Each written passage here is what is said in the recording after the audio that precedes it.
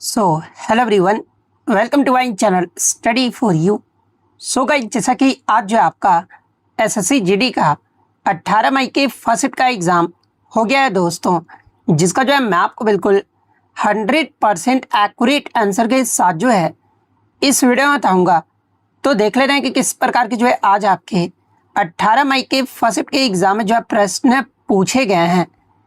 उससे पहले एक बात और दोस्तों, कि जिन्होंने भी अगर चैनल को सब्सक्राइब नहीं किया है तो एसएससी जीडी एग्ज़ाम से रिलेटेड पर्पल की अपडेट के लिए जो है चैनल को सब्सक्राइब ज़रूर कर दीजिएगा। और बगल में ही आपको एक बेल आइकन यानी घंटे का निशान भी दिख रहा होगा, तो आप उसे भी जो है ज़रूर प्रेस कर दीजिएगा। तो चलिए वीडियो को स्टार्ट करते हैं। तो आपका पहला क्वेश्चन यहाँ पर आता है कि which of the following folk dance belongs to Uttarakhand, यानी निम्नलिखित में से कौन सा लोक नृत्य जो है ना ये आपका उत्तराखंड का, ये आपसे पूछा गया था, जहाँ पे इस प्रकार के 4 विकल्प जो आपके दिए गए थे। तो देखिए ऑप्शन में आपका एक छोलिया भी आपका दिया गया था। तो देखिए ये जो आपका छोलिया है ना, ये आपका उत्तराखंड राज्य का जो है एक प्रसिद्ध पारंपरिक और मार्शल यानी युद्ध शैली का जो ये आपका लोक नृत्य है, जिसकी उत्पत्ति मुख्य रूप से जो है ये आपका कुमाऊं मंडल में जो है आपका हुआ था। तो ऑप्शन बी में आपका छोलिया दिया गया, जो कि आपका उत्तराखंड राज्य का एक आपका लोक नृत्य है। तो ऑप्शन बी विकल्प आपका करेक्ट आंसर होगा। इसके अलावा छोलिया नृत्य के अगर इतिहास की बात कर ले तो ये जो आपका एक तलवार नृत्य यानी स्पॉर्ड डांस है, जो कि आपका 1000 से अधिक वर्षों से भी जो आपका चला आ रहा है। और किस अवसर के दौरान इस नृत्य को जो आपका किया जाता है, तो देखिए इसे आपका विशेष रूप से जो है ना शुभ अवसरों और विवाह समारोह यानी बारात में समृद्धि और सुरक्षा के प्रतीक के रूप में जो है ना इस नृत्य को जो आपका किया जाता है। और नर्तक पारंपरिक तलवारों और ढालों के साथ जो है युद्ध कौशल का प्रदर्शन भी जो है इस नृत्य में जो आपका करते हैं। तो ये पॉइंट भी आप ध्यान में रखिएगा। विकल्प में जो आपका बिहू भी आपका दिया गया, तो देखिए बिहू जो है आपका असम राज्य का आपका लोक नृत्य और आपका एक मतलब कि त्योहार भी है। गरबा के बारे में पूछा जाए तो ये आपका गुजरात राज्य का है। घूमर की बात कर ले तो आपका राजस्थान राज्य से जो आपका संबंधित है। तो ये पॉइंट भी आप ध्यान में रखिएगा। उत्तराखंड के अगर प्रमुख लोक नृत्य की बात कर ले तो देखिए पांडव नृत्य हो गया, इसके अलावा झोरा हो गया, छपेली हो गया, थड़िया हो गया, बरदा नाटी हो गया, रामान हो गया और चांचरी हो गया। ये सारे जो लोक नृत्य हैं ना ये आपका उत्तराखंड राज्य के जो आपके प्रमुख लोक नृत्य हैं। तो ये सारे फैक्ट जो आपको ध्यान में रखना है। नेक्स्ट आपका रहा था कि in which of the following cities will the 21st Asian Games 2030 be held, यानी 21वें एशियाई खेल 2030 का जो आयोजन है ना ये निम्नलिखित में से किस शहर में किया जाएगा, ये आपसे पूछा गया था। जहाँ पे इस प्रकार के 4 विकल्प जो आपके दिए गए थे। तो देखिए मैं आपको बता दूं कि 21वां जो संस्करण होगा ना कि आपका 2030 में होगा एशियन गेम्स का, और ये जो आपका कतर की राजधानी दोहा में जो आपका आयोजित किया जाएगा। तो कतर की राजधानी दोहा किस ऑप्शन में आपका दिया गया, तो ऑप्शन सी विकल्प में आपका दिया गया है। तो ऑप्शन सी विकल्प आपका करेक्ट आंसर होगा। इससे पहले अगर बात कर ली कि कतर दोहा में आपका कौन सा एशियन गेम्स जो आपका आयोजित किया गया था, तो ये एशियन गेम्स का जो 15वां संस्करण हुआ था ना, जो कि आपका 2006 में आयोजित किया गया था। और 2006 का जो 15वां संस्करण है ये आपका मतलब कि दोहा में ही जो आपका आयोजित किया गया था। तो ये पॉइंट भी आप ध्यान में रखिएगा। और 2030 का जो आपका 21वां संस्करण होगा ये दूसरी बार जो है ना ये आपका दोहा कतर में जो आपका आयोजित किया जाएगा। और इससे पहले 19वें एशियाई खेल जो आपका 2022 में ना होकर 2023 में हुआ था, इसका जो आयोजन है ये आपका हांगझाओ चीन में जो आपका आयोजित किया गया था। नेक्स्ट अगर बात कर ले कि आईची नागोया में आपका कौन सा एशियन गेम्स होगा, तो देखिए 20वां जो संस्करण है ना जो आपका 2026 में होगा ये आपका आईची नागोया जापान में जो आपका आयोजित किया जाएगा। 22वें संस्करण के बारे में अगर आपसे पूछा जाए तो देखिए 22वां जो संस्करण है ये आपका 2034 में होगा। और ये कहाँ पर आयोजित किया जाएगा, तो ये आपका रियाद सऊदी अरब में जो है ना ये आपका आयोजित किया जाएगा। तो ये पॉइंट भी आप ध्यान में रखिएगा। प्रथम एशियन गेम्स के बारे में अगर आपसे पूछा जाए तो देखिए पहला जो एशियन गेम्स है ये आपका वर्ष 1951 में आयोजित किया गया था। और ये भारत में आयोजित किया गया था। भारत के कहाँ पर, तो ये आपका नई दिल्ली में जो है आपका आयोजित किया गया था। और अब तक एशियन गेम्स जो है भारत में कितनी बार आपका आयोजन किया जा चुका है, तो ये आपका 2 बार आयोजन किया जा चुका है। पहला संस्करण आपका 1951 वाला और एक आपका 1982 में जो है ना ये आपका भारत के नई दिल्ली में जो आपका आयोजित किया गया था। तो ये सारे फैक्ट जो आपको ध्यान में रखना है। नेक्स्ट आपका हिंदी में जो है आपका सुनसान का जो है ना आपका शुद्ध वर्तनी जो आपसे पूछा गया था। तो देखिए सुनसान आपका किस प्रकार से लिखा जाता है, तो देखिए सुनसान जो है आपका इस प्रकार से जो आपका लिखा जाता है। तो ये किस विकल्प में आपका दिया था, ऑप्शन बी विकल्प में जो आपका दिया गया है। तो ऑप्शन बी आपका करेक्ट आंसर होगा। नेक्स्ट आपका यहाँ पर निषाद का जो है आपका शुद्ध रूप जो आपसे पूछा गया था, तो देखिए निषाद आपका किस प्रकार से लिखा जाता है, तो देखिए निषाद जो है ना ये आपका इस प्रकार से जो आपका लिखा जाता है, तो ये शुद्ध वर्तनी ऑप्शन ए विकल्प में आपका दिया गया है, तो ऑप्शन ए विकल्प आपका करेक्ट आंसर होगा। एक क्वेश्चन आपका मैथ से देखने को मिला था कि किसी वस्तु का विक्रय मूल्य आपका 2300 दिया गया था, उस वस्तु को बेचने पर जो है 200 का आपका हानि होता है, तो हानि प्रतिशत जो आपको बताना था कि कितना प्रतिशत जो आपका हानि हुआ ये आपको बताना था, जहाँ पे इस प्रकार के 4 विकल्प जो आपके दिए गए थे। तो देखिए मैं आपको बता दूं कि हानि प्रतिशत निकालने के लिए जो है ना हम सबसे पहले जो है वस्तु का कॉस्ट प्राइस यानी क्रय मूल्य जो है आपको ज्ञात करना होता है। तो कॉस्ट प्राइस यानी क्रय मूल्य का आपका सिंपल सा फॉर्मूला क्या होता है, देखिए सीपी इक्वल टू जो है ना एसपी यानी एसपी इक्वल प्लस आपका लॉस जो है ये आपका क्रय मूल्य यानी कॉस्ट प्राइस का जो आपका सूत्र होता है। तो आपका एसपी कितना दिया गया है, तो ये आपका 2300 जो आपका दिया गया है, और प्लस आपका लॉस कितना दिया था, तो ये आपका 200 दिया गया था। तो जब आप इसे जोड़ोगे तो आपका कॉस्ट प्राइस जो निकल कर आएगा ये आपका 2500 जो आपका निकल कर आएगा। अब हम लोग को क्वेश्चन में क्या निकालना है, तो ये आपका लॉस परसेंटेज यानी हानि प्रतिशत जो आपको निकालना है, और हानि प्रतिशत का आपका सूत्र क्या होता है, तो ये आपका हानि बटे क्रय मूल्य होता है इंटू हानि बटे क्रय मूल्य इंटू 100, ये जो आपका हानि प्रतिशत का सूत्र होता है। तो हानि आपका कितना दिया गया, तो ये आपका 200 दिया गया है। क्रय मूल्य अभी आपने कितना निकाला यानी कॉस्ट प्राइस आपने 2500 निकाला, यहाँ पे आपका 2500 इंटू 100 हो जाएगा, ठीक है। तो यहाँ से एक जीरो से एक जीरो कट गया, एक जीरो से यहाँ पर आपका एक जीरो और कट गया, ठीक है। तो इससे जब आप मतलब 100 दूनी 200 हो गया, 200 बटे 25, इसे जब आप सॉल्व करोगे ना तो ये आपका 8% जो आपका निकल कर आएगा, यानी हानि प्रतिशत जो आपका निकल कर आएगा ये आपका 8% जो आपका निकल कर आ रहा है। तो ये आपका किस ऑप्शन में, तो ऑप्शन सी विकल्प में आपका दिया गया है, तो ऑप्शन सी आपका करेक्ट आंसर होगा।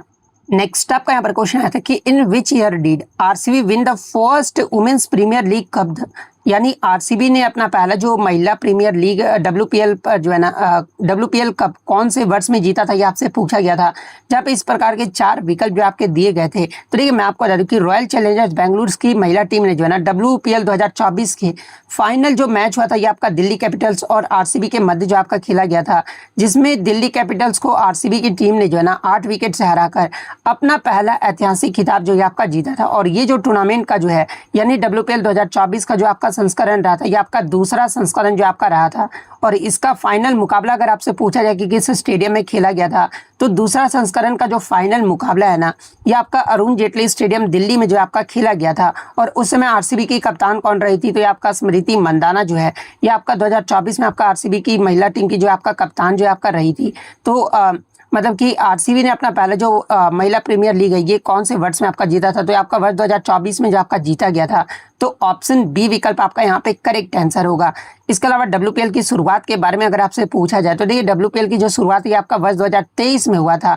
तब आपका जो पहला मतलब कि पहला संस्करण का जो विजेता है ना ये मुंबई इंडियंस की टीम जो ये आपका रही है। और अब तक आपका डब्ल्यूपीएल का जो आपका 4 संस्करण जो आपके आयोजित किए जा चुके हैं 2026 तक, ठीक है। तो अगर 2026 के बारे में अगर आपसे पूछा जाए तो देखिए डब्ल्यूपीएल 2026 का जो खिताब है ना ये भी आपका आरसीबी यानी रॉयल चैलेंजर्स बेंगलुरु की महिला टीम ने जो आपका जीता है। और फाइनल मैच में आरसीबी की टीम महिला टीम ने जो है किसे हराया, तो ये आपका दिल्ली कैपिटल्स को जो है ना ये 6 विकेट से जो आपका आ रहा है। और किस स्टेडियम में और किस डेट को आपका मतलब कि फाइनल मैच 2026 का आपका खेला गया था चौथा संस्करण का, तो आपका 5 फरवरी 2026 को जो आपका खेला गया था। और ये जो मैच है ना ये वडोदरा के बड़ौदा क्रिकेट एसोसिएशन स्टेडियम में जो है यानी कोटाम्बी स्टेडियम में जो है आपका आयोजित किया गया था। तो ये सारे फैक्ट जो आपको ध्यान में रखना है। नेक्स्ट आपका बताया कि when was Satara annexed into the British state, यानी सतारा को ब्रिटिश राज्य में जो है ना ये कब विलय किया गया था ये आपसे पूछा गया था, जहाँ पे इस प्रकार के 4 विकल्प जो आपके दिए गए थे। तो ये सतारा को व्यापगत के सिद्धांत यानी डॉक्ट्राइन ऑफ लैप्स के अंतर्गत जो है ना जिसे आपका हड़प नीति भी कहा जाता है, इसे ब्रिटिश साम्राज्य में जो आपका विलय किया गया था।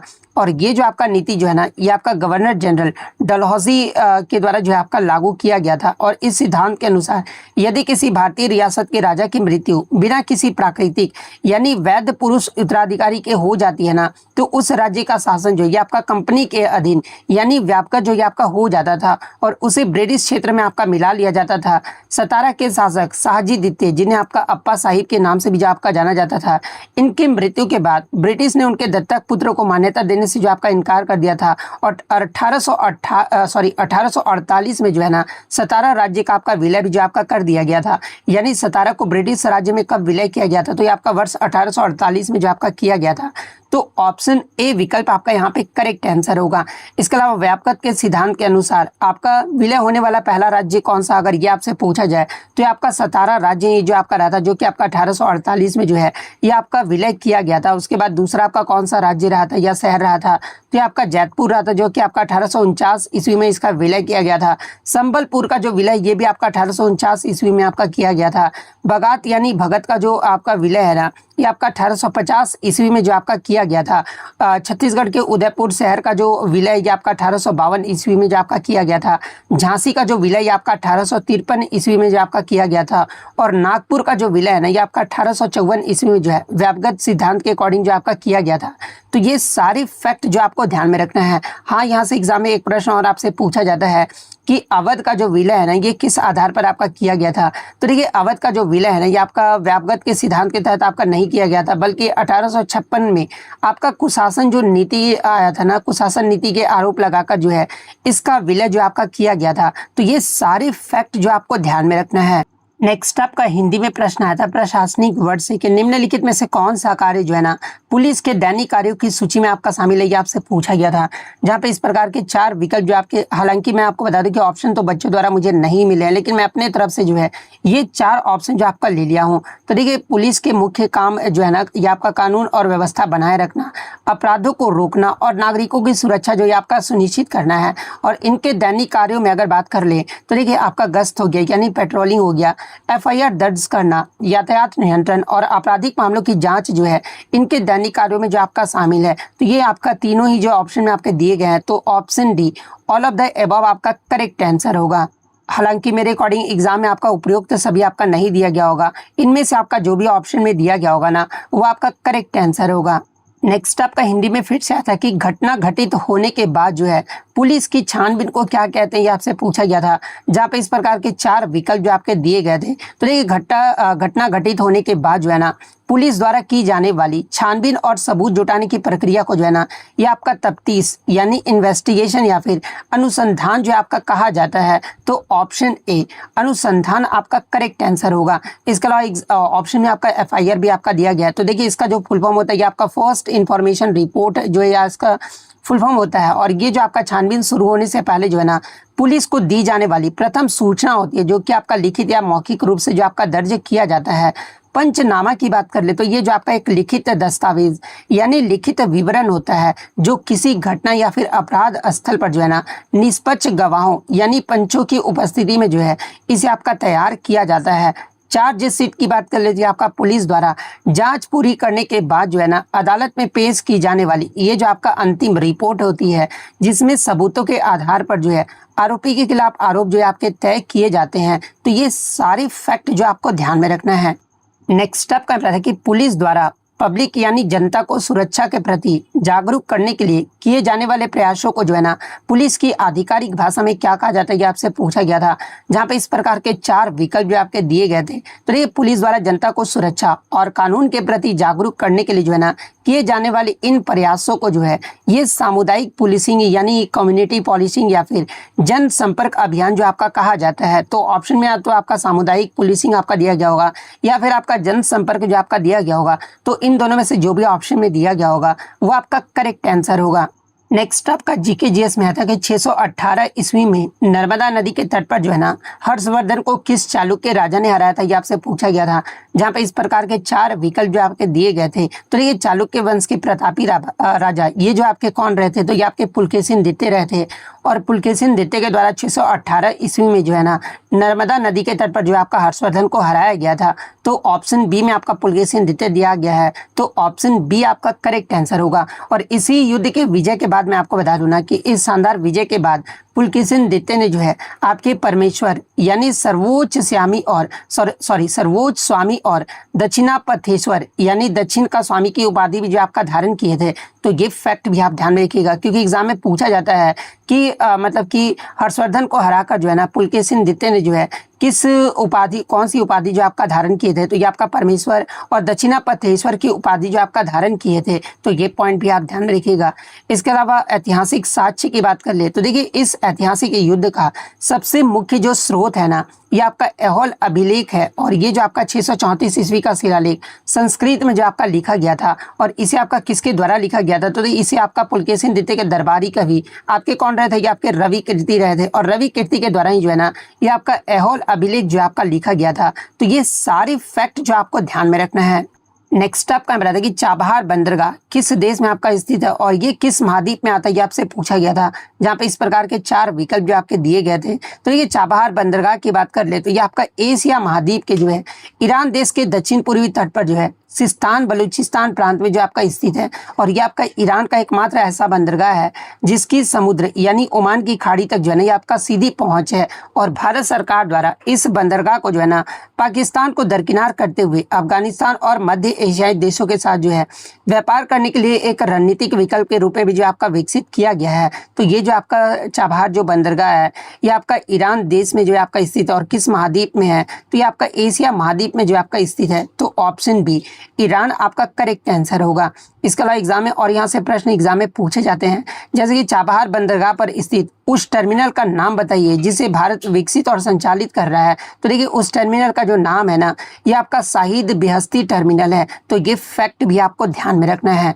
नेक्स्ट आपका बताते हैं which state has the highest rural population as per the 2011 census, यानी 2011 की जनगणना के अनुसार किस राज्य की ग्रामीण जनसंख्या जो है ना ये सबसे अधिक रहा था? ये आपसे पूछा गया था, जहाँ पे इस प्रकार के 4 विकल्प जो आपके दिए गए थे। तो देखिए 2011 की जनगणना के अनुसार ग्रामीण जनसंख्या वाला जो सबसे अधिक आपका सबसे ज्यादा जो ग्रामीण आबादी वाला जो राज्य रहा था ना ये आपका उत्तर प्रदेश रहा था। उत्तर प्रदेश में लगभग आपका 15.5 करोड़ यानी 155 मिलियन से अधिक की ग्रामीण आबादी जो आपका रहा था, जो कि राज्य की कुल जनसंख्या का जो है लगभग आपका 77.7% जो आपका रहा था। तो ये फैक्ट भी आप ध्यान में रखिएगा। तो ऑप्शन बी उत्तर प्रदेश आपका करेक्ट आंसर होगा। इसके अलावा मैं आपको बता दूं कि अगर आपसे प्रतिशत के आधार पर अगर आपसे पूछा गया होगा ना तो देखिए यदि प्रतिशत यानी परसेंटेज के आधार पर अगर आपका पूछा जाए तो सबसे अधिक ग्रामीण जनसंख्या जो प्रतिशत में रहा था ये आपका हिमाचल प्रदेश रहा था। हिमाचल प्रदेश में जो ग्रामीण जनसंख्या का प्रतिशत है ना ये आपका 89.98% रहा था, यानी ऑलमोस्ट आपका 90% जो आपका रहा था। इसके बाद बिहार में आपका ग्रामीण जनसंख्या का प्रतिशत अधिक रहा था जो कि आपका 88.72% रहा था। तो ये फैक्ट भी आपको ध्यान में रखना है। तो ये तो हो गया आपका ग्रामीण आबादी वाले। अगर सबसे अधिक शहरी आबादी यानी जनसंख्या के आधार पर अगर आपसे शहरी आबादी का राज्य पूछा जाए तो आपका महाराष्ट्र राज्य में जो आपका सबसे अधिक रहा था। लेकिन प्रतिशत के आधार पर अगर आपसे पूछा जाए तो ये प्रतिशत में आपका गोवा राज्य जो आपका सबसे आगे है, जो कि आपका 62.17% जो आपका रहा था। उसके बाद तमिलनाडु में 48.40%, फिर आपका केरल में, फिर आपका महाराष्ट्र में रहा था। तो ये पॉइंट भी आप ध्यान में रखिएगा। इसके अलावा एग्जाम में यहाँ से एक प्रश्न पूछा जाता है कि 2011 की जनगणना के अनुसार भारत में ग्रामीण जनसंख्या का प्रतिशत कितना रहा था? तो ये आपका 68.84% रहा था, जबकि शहरी जनसंख्या का जो प्रतिशत है ये आपका 31.16% रहा था। तो ये फैक्ट भी आपको ध्यान में रखना है। नेक्स्ट आपका बता था कि on which day and by whom was the Khalsa पंथ इस्टेब्लिश्ड, यानी खालसा पंथ की स्थापना किस दिन और किसके द्वारा किया गया था? ये आपसे पूछा गया था, जहाँ पे इस प्रकार के 4 विकल्प जो आपके दिए गए थे। तो ये खालसा पंथ की जो स्थापना है ये आपके सिखों के 10वें और अंतिम गुरु, जिनका आपका नाम क्या रहा था? तो ये आपका गुरु गोविंद सिंह रहा था। और इनके द्वारा जो है ना 13 अप्रैल 1699 यानी बैसाखी के दिन जो है पंजाब के आनंदपुर साहिब में जो है ना खालसा पंथ की स्थापना जो आपका किया गया था। और इस ऐतिहासिक दिन उन्होंने 5 स्वयंसेवकों, जिन्हें आपका पंच प्यारे भी जो आपका कहा गया है, इनको अमृत यानी पवित्र जल छकाया और खालसा समुदाय की नींव भी जो आपके रखे हैं। और खालसा पंथ का जो अर्थ होता है ये आपका शुद्ध होता है, यानी खालसा पंथ की जो स्थापना है ये आपका किसके द्वारा किया गया था? तो ये आपका गुरु गोविंद सिंह जी के द्वारा जो आपका किया गया था। तो आपका ऑप्शन सी विकल्प में आपका दिया गया है। तो ऑप्शन सी विकल्प आपका करेक्ट आंसर होगा। नेक्स्ट आपका बताइए the term pommel horse is related to which sport, यानी पॉमेल हॉर्स शब्द जो है ना ये किस खेल से संबंधित है? ये आपसे पूछा गया था, जहाँ पे इस प्रकार के 4 विकल्प जो आपके दिए गए थे। तो ये पॉमेल हॉर्स जो है ये आपका जिम्नास्टिक और विशेष रूप से जो है आर्टिस्टिक जिम्नास्टिक में उपयोग किया जाने वाला एक प्रमुख उपकरण है और ये पुरुषों की जिम्नास्टिक स्पर्धाओं में जो है ये आपका प्रयोग किया जाता है। इसमें एक गद्देदार आयताकार ढांचा होता है जिसमें ऊपर 2 प्लास्टिक के हैंडल जिन्हें आपका पॉमेल कहा जाता है, ये जो आपके मतलब कि प्लास्टिक के हैंडल जो आपके लगे होते हैं और खिलाड़ी इन हैंडल को पकड़कर जो है ना और हाथों के बल शरीर को संतुलित करते हुए जो है लगातार गोलाकार गतियां और करतब जो है आपके करते रहते हैं। तो पॉमेल हॉर्स जो शब्द है ये आपका जिम्नास्टिक खेल से जो आपका संबंधित है। तो ऑप्शन सी जिम्नास्टिक आपका करेक्ट आंसर होगा। इसके अलावा एग्जाम में प्रश्न पूछा जाता है कि आपका रिंग्स रोमन हो गया, रोमन रिंग्स हो गया, वाल्टिंग टेबल हो गया, इसके अलावा पॉमेल हॉर्स ये जो है किस खेल के से जुड़े उपकरण है, तो आपके जिम्नास्टिक खेल से ही जो है ये आपके जुड़े उपकरण है। तो ये फैक्ट भी आपको ध्यान में रखना है। नेक्स्ट आपका रहता है कि the Meghalaya plateau is mainly composed of which type of rocks, यानी मेघालय का पठार मुख्य रूप से किस प्रकार की चट्टानों से निर्मित है, ये आपसे पूछा गया था। जहाँ पे इस प्रकार के 4 विकल्प जो आपके दिए गए थे। तो ये मेघालय का पठार जो है ना ये आपका भूवैज्ञानिक रूप से जो है भारतीय प्रायद्वीपीय पठार का जो है आपका एक हिस्सा है और ये मुख्य रूप से जो है ना आर्कियन युग की प्राचीन क्रिस्टलीय और कायांतरिक चट्टान जैसे कि नीस आपके सिस्ट और ग्रेनाइट और कुछ क्षेत्रों में अवसादी चूना पत्थर यानी लाइमस्टोन से जो आपका बना हुआ है। यानी ये जो आपका मेघालय का पठार मुख्य रूप से जो है ना ये आपके प्राचीन क्रिस्टलीय चट्टान से जो ये आपका निर्मित है। तो ऑप्शन बी विकल्प आपका यहाँ पे करेक्ट आंसर होगा।